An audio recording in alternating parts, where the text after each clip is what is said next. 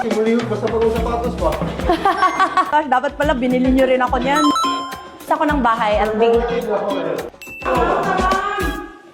Sige! Good day mga boss. So another house, another vlog na naman today. So naana punta diri sa the residences. Inan mi na dili kay magsaba. Pero mao ni among gi-ocular yesterday. So makita nimo akong background. So na siya. So today ang cleaning day ni client. So ato i-transform ilahang unit. Tara.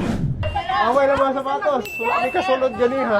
Sulod gani ha. Kay nakatsinelas sa sila. Gipamalitan ako mga sapatos. My ladies, wind to the left, sway to the right, drop it down low and take it back. Guys, for today's Get Ready With Me, nakamatchi kami ni Miguel na hindi kami nag-usap. Black si Miguel sa budhi. Joke! Another day, another gang-gang. Basta pagong sapatos pa.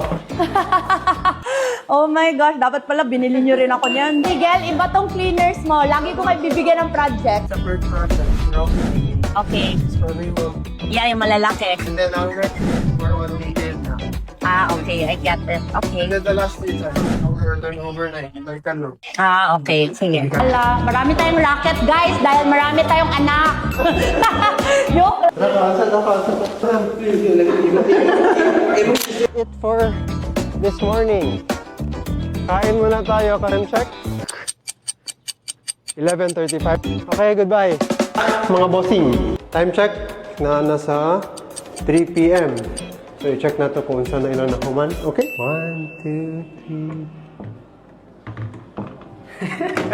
Lo?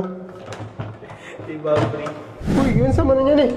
Naanata, dire sa detail cleaning. Saman. Look at that. That is very dirty. Bila din. Oo. Sige, I'll just tell the owner. So excited. Here in the Philippines.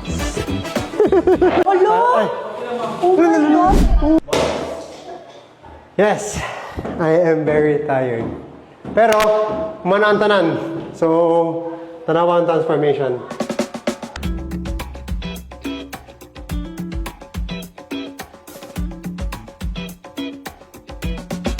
Thank you so much. Thank you so much.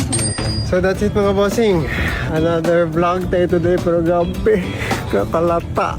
Pero anyway, sulit magyapon. So makita ninyo na transformation. Okay po na experience na makalimpyo dito sa the residences. So hopefully more vlogs to come na ingani ng mga balay or condominiums ang limpyuhan. So see you na lang sa next vlog mga bossing. Nagaulan na. Goodbye.